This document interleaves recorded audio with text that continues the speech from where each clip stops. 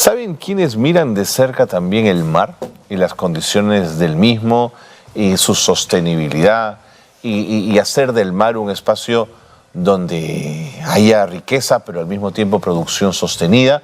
Bueno, la gente de Oceana, que como cada viernes está con nosotros y siempre nos propone un tema de conversación. Carmen G., que es directora de políticas de Oceana, y yo le agradezco, por supuesto, que se haya venido un ratito al programa. Carmen, ¿cómo estás? Muy bien, Carlos. Buenos Bienvenida. días. Gracias por estar con nosotros. Gracias a ti. A ver, hablemos del aumento del esfuerzo pesquero peruano, que es un poco el tema que nos convocaba para hoy. ¿Qué tan crucial para la seguridad alimentaria del Perú es la pesca artesanal? Es súper importante, ¿no? En el caso peruano, el 80% del pescado que consumimos en el país proviene de la flota artesanal, ¿no? Es decir, todo el pescado que encontramos en los terminales pesqueros, en los supermercados, en el mercado, proviene de la pesca artesanal, ¿no? La flota industrial pesca principalmente ya sea para elaborar harina de pescado para exportación o enlatado, ¿no? Pero lo que consumimos, generalmente el ceviche que nos comemos, proviene de la pesca artesanal, ¿no? ¿Ese 80% en volumen es más que lo que pesca la pesca industrial o no? No. Lo que pasa es que la pesca industrial en el Perú, en volumen, es muy grande. La pesquería de anchoveta es gigantesca, ¿no? Gigantesca, es la principal pesquería, la más grande a nivel mundial de una única especie, ¿no? Pero esta anchoveta se ve reducida para hacer harina de pescado, ¿no? Entonces, en términos de volumen, de cuánto del pescado que llega a nuestras mesas proviene de la pesca artesanal, sí, es el más importante. De acuerdo. La expansión no regulada de una flota artesanal, especialmente desde la informalidad, ¿cómo afecta la actividad económica y la sobreexplotación de las especies? La afecta mucho. Mira, si bien la pesca artesanal sigue siendo una fuente muy importante de seguridad alimentaria, como decíamos, para el país, ¿no? El Perú es el país que tiene más consumo de pescado per cápita en toda Sudamérica, ¿no? Entonces sigue siendo una fuente importante de proteínas para nosotros. Sin embargo, la pesca artesanal está en crisis. Hay ya indicios claros de sobreexplotación de varias de las especies comerciales más importantes y queridas y conocidas por todos, como los choros, el lenguado, el mero, la lorna. Todas estas ya muestran síntomas de sobreexplotación, ¿no? Y otros pescados como el perico y la pota también ya están plenamente explotados. Es decir, hemos llegado al máximo que podemos explotar para que sigan siendo sostenibles, ¿no? Y una de las principales razones para estar en esta situación es el crecimiento descontrolado de la flota, ¿no? ¿Qué quiere decir esto? Tenemos demasiadas embarcaciones en el mar pescando para la cantidad de peces que tenemos en el mar, ¿no? Y esto a pesar de que el Perú es uno de los países más ricos a nivel de abundancia pesquera. Pero nuestra flota ha crecido muchísimo en los últimos años, ¿no? Hay estudios que ya han identificado que de inicios de los años 90, o sea, hace 30 años a la fecha, la flota artesanal se ha quintuplicado en tamaño. Hemos pasado de tener poco más de 6.000 embarcaciones artesanales en el año 96 a tener unas 16.000 embarcaciones en el año 2015 y hoy se calculan alrededor de 20.000 embarcaciones. Junto con esto, obviamente, ha aumentado también el número de pescadores y de familias que dependen de la actividad pesquera, ¿no?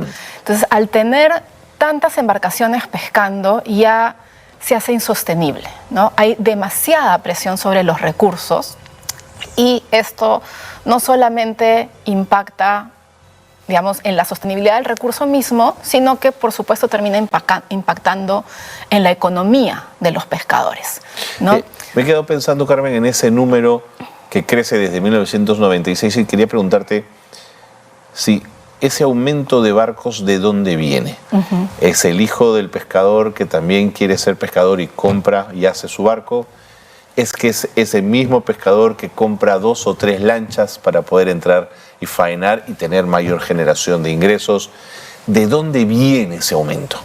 Mira, hay diferentes escenarios, ¿no?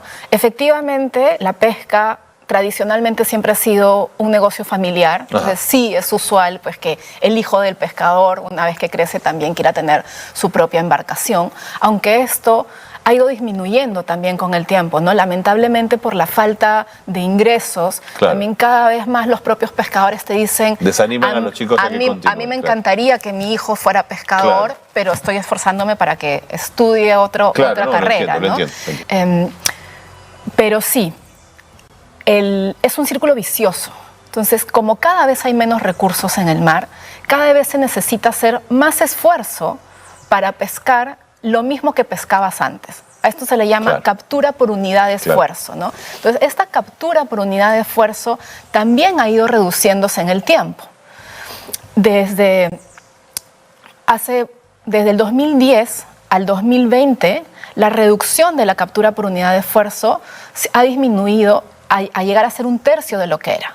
Si en el 2010 se pescaba un aproximado de 1.9 toneladas por viaje, hoy se pesca 0.7, la tercera parte, ¿no? Entonces, por supuesto, hay un incentivo para los pescadores de hacer crecer sus embarcaciones, hacer crecer su flota, tener más embarcaciones que antes, pero también es cierto que no todo el crecimiento proviene de los propios pescadores artesanales, sino de armadores, que son los propietarios, ¿no? O personas que se dedicaban a otro negocio y invierten en la construcción de más embarcaciones, ¿no? Entonces, hay un descontrol del tema, ¿no?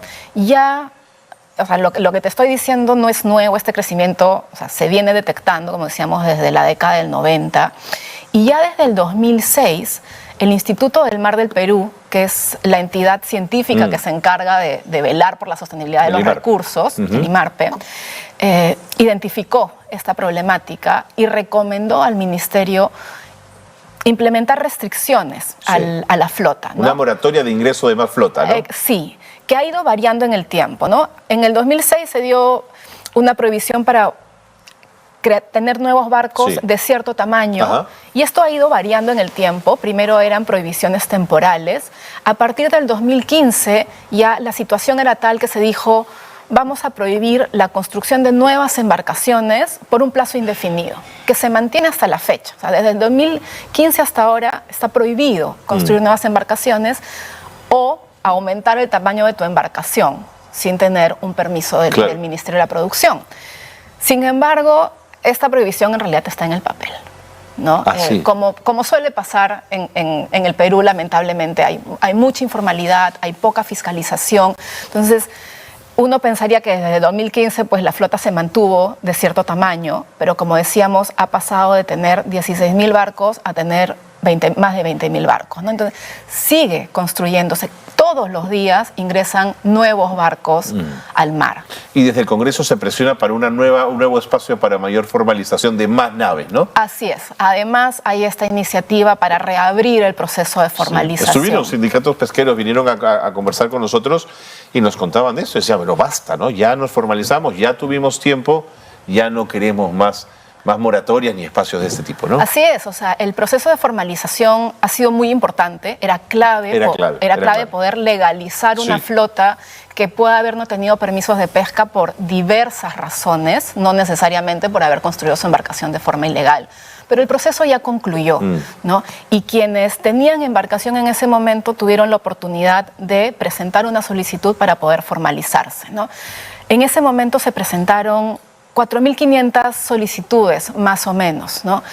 Pero de esas 4.500, solo 2.500 lograron pasar el primer requisito, que era justamente probar que tu embarcación existía.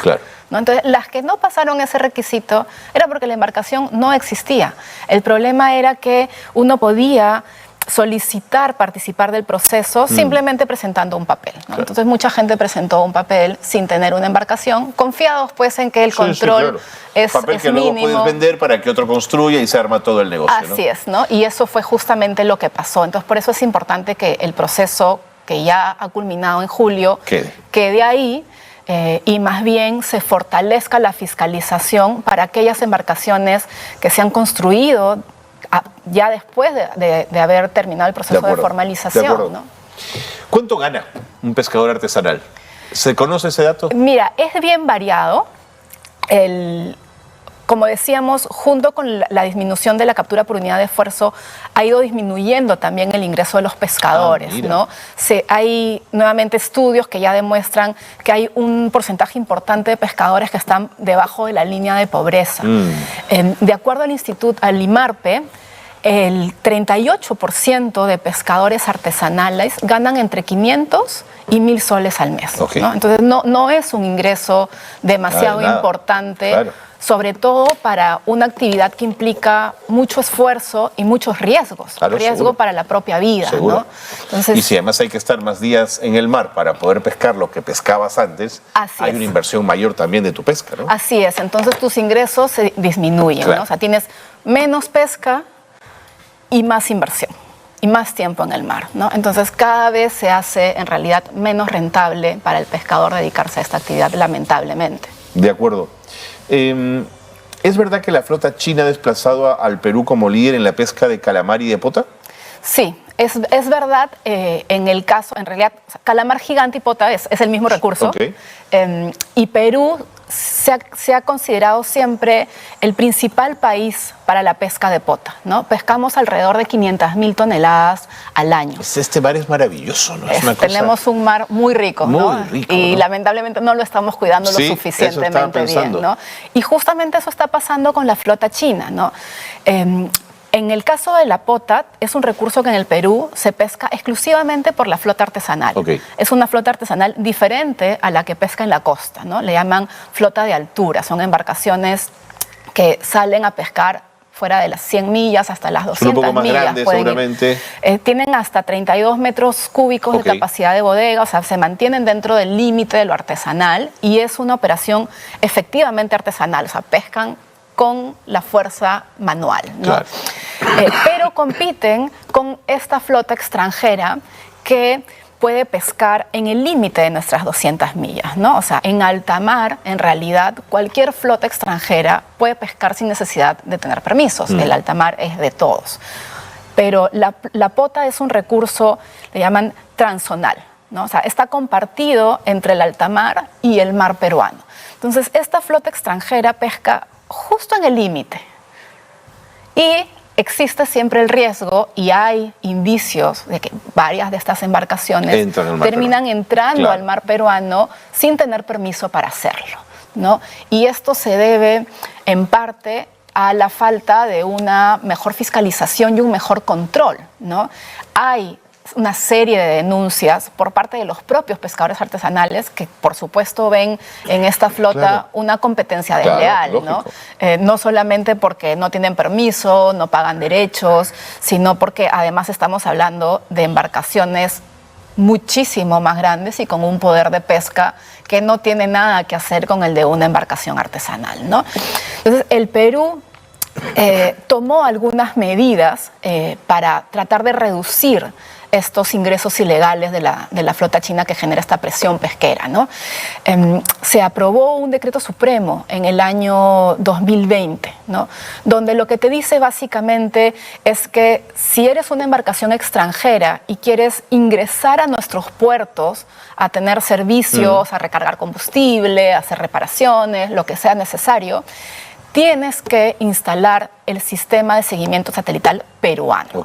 Y tienes que compartir con el Perú la información satelital de tus últimos 6 meses para poder verificar que esa embarcación no ingresó a pescar en aguas peruanas, ¿no? Porque lo que estaba sucediendo es que efectivamente habían embarcaciones donde había sospecha de pesca ilegal en aguas peruanas y entraban muy campantes a utilizar nuestros servicios portuarios, sin ningún tipo de control, sin ningún tipo de sanción, ¿no? Entonces, con esta norma se ha reducido este tipo de situaciones, ¿no? Entonces, ha sido una norma importante que tiene un impacto positivo.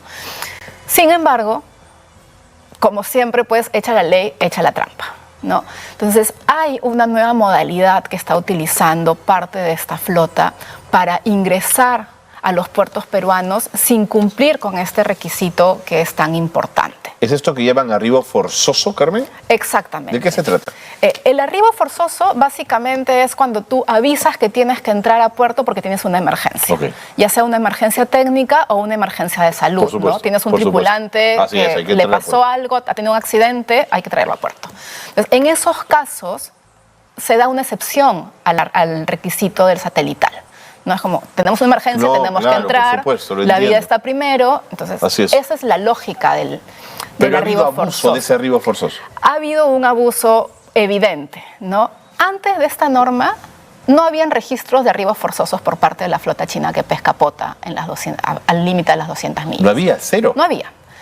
En el año siguiente a que se creó la norma, de los 8 ingresos de embarcaciones chinas, 2 fueron por arribo forzoso. Al año siguiente, en el 2021, de 12 embarcaciones, 7 entraron por arribo forzoso. Ya uno dice, en el 2022, de 28, 14 fueron por arribo forzoso. Ahora es una casualidad, ¿no? En el 2023, de enero a agosto, 75 embarcaciones mira, ya vieron el truco, pues. Han entrado por arribo forzoso. Claro. ¿No? Entonces, ahí definitivamente tenemos una fuga y hay que hacer algo al respecto, ¿no? Hay que corregir lo que sea que se tenga que corregir para que esta figura no se siga utilizando de esta manera, ¿no? El Perú no puede negar el ingreso por arribo forzoso, porque como decíamos, en muchos casos hay vidas que están dependiendo de ello. Sin embargo, sí que puede mejorar el control, ¿no? Hay herramientas legales que permiten al gobierno peruano, por ejemplo, realizar inspecciones a los barcos que ingresan a puerto peruano, para ver, o sea, esa embarcación efectivamente tenía una emergencia, claro, ¿no? Verificar esa emergencia, claro, verificar sus bodegas, cuál es la pesca, poder revisar sus bitácoras, dónde ha pescado, poder pedir la información del sistema satelital. Todo eso son controles para los que el Estado peruano está facultado por el Tratado de Medidas de Estado Rector de Puerto, ¿no? Pero sin embargo no se están implementando bien estos controles. Entonces ahí hay definitivamente Clarísimo. Trabajo por hacer aún. Clarísimo. Ahora, Carmen, una última pregunta, que el tiempo me gana. ¿Podemos hacer todos los esfuerzos para frenar la flota artesanal? O sea, su crecimiento informal. ¿Podemos hacer todos los esfuerzos para evitar el arribo forzoso? Todos los esfuerzos. Pero el sustrato del problema sigue siendo la explotación exagerada del mar. ¿Cómo vamos a reponer lo que estamos destruyendo? ¿Cómo va a aparecer de nuevo la lorna, el jurel, la lisa, el lenguado, la chita y todos estos pescados maravillosos, ¿no? Mira, hay mucho por hacer ahí. Yo creo que hay 2 cosas que son claves.